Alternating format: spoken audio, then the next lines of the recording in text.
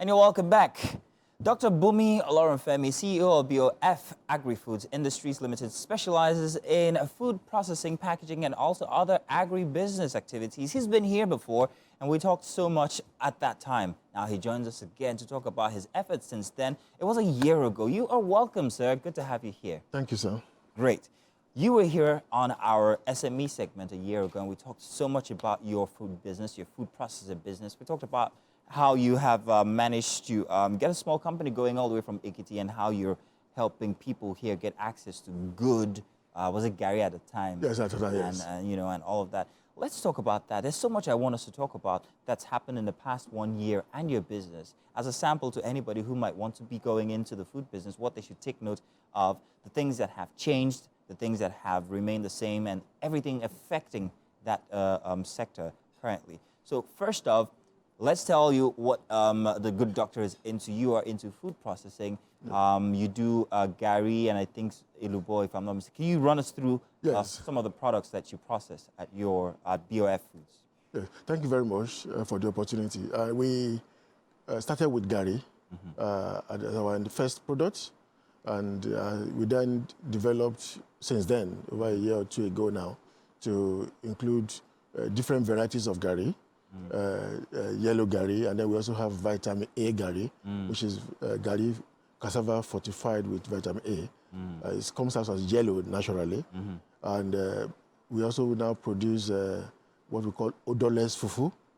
It's this fufu flour, and is the traditional fufu has a bit of strong very flavor, pungent, but this one does not have that.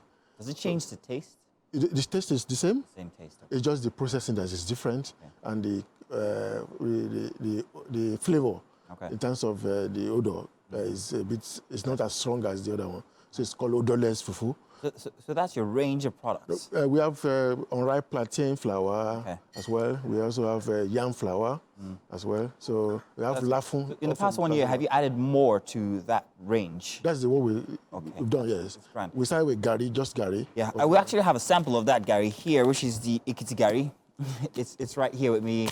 He brought, Dr. Olorunfem brought some of that here today. You've got that in this size, which is available. 2 kilograms, yes. 2 kilograms, and also there is is that 4? Oh, wow, that's a big one.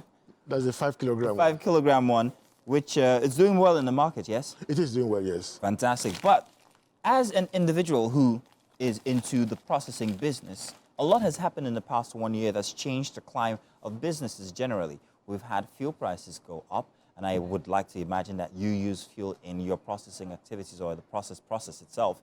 And then there's also the talk of Forex and perhaps maybe exports on your side. But let's talk about how these have affected production, how it has affected processing of foods. What have you experienced, and what should people know?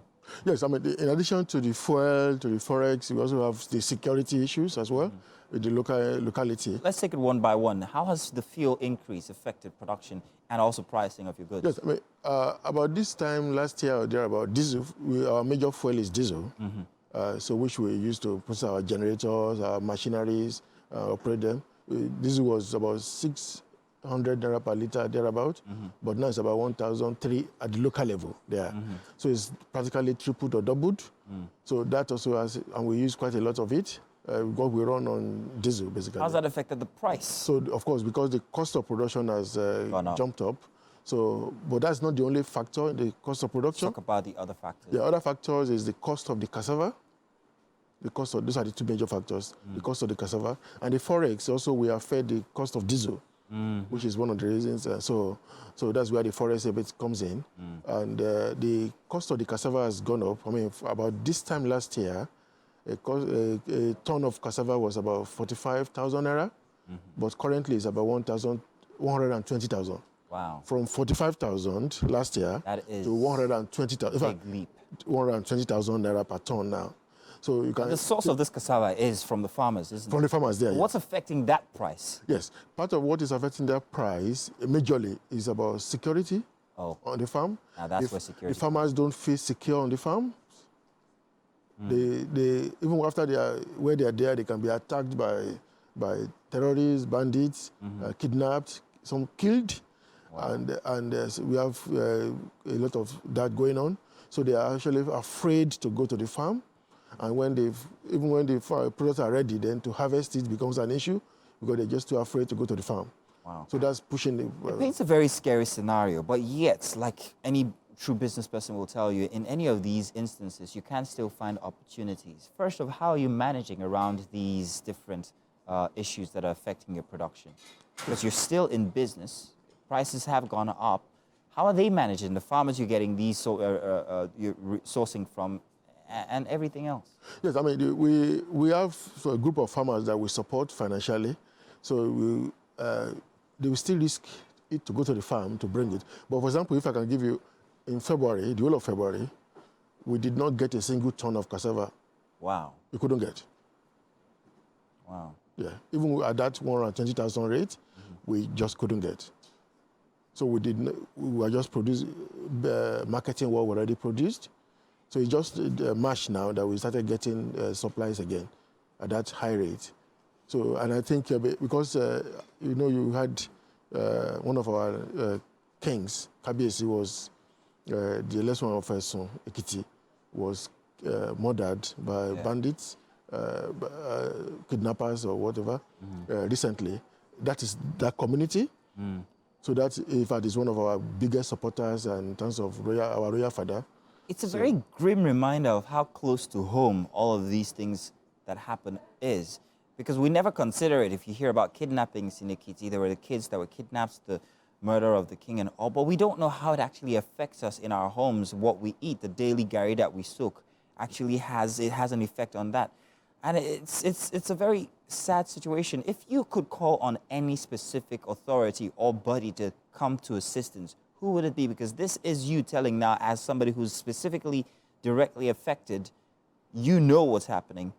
So which body, which authority would you call on to assist the situation, especially in that community in Ekiti, where most of you source most of your products from?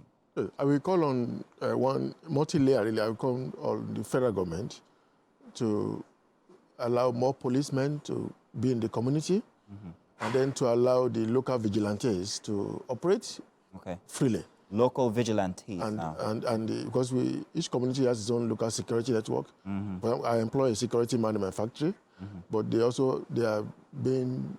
not getting a lot of support from the government because they're not allowed to operate freely. Yeah. There are restrictions. Yeah,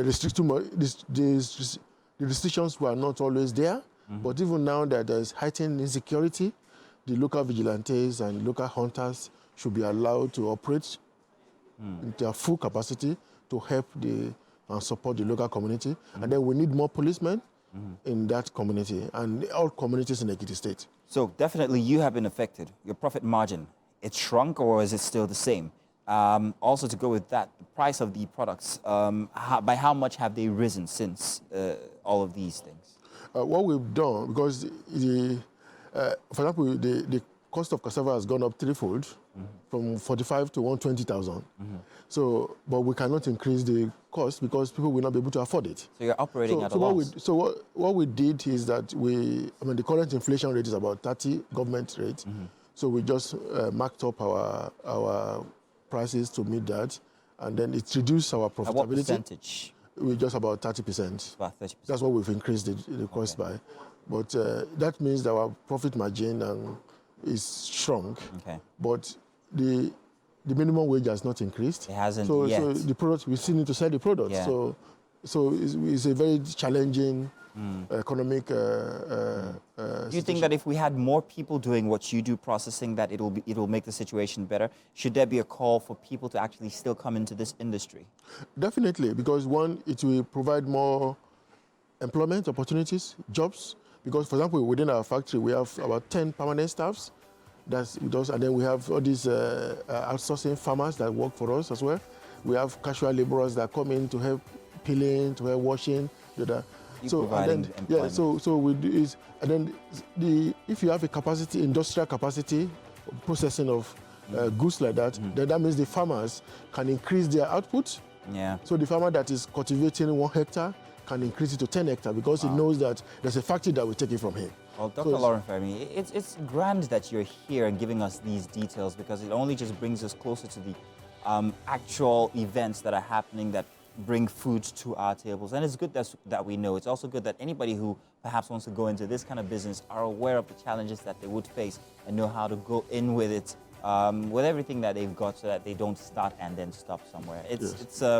It's great that we had you back again on today's show. And of course, we're looking forward to seeing more of your BOF Agrifoods products on shelves, and hopefully the price wouldn't be too expensive for people, the common man like myself, to be able to buy, soak, and drink. Yes.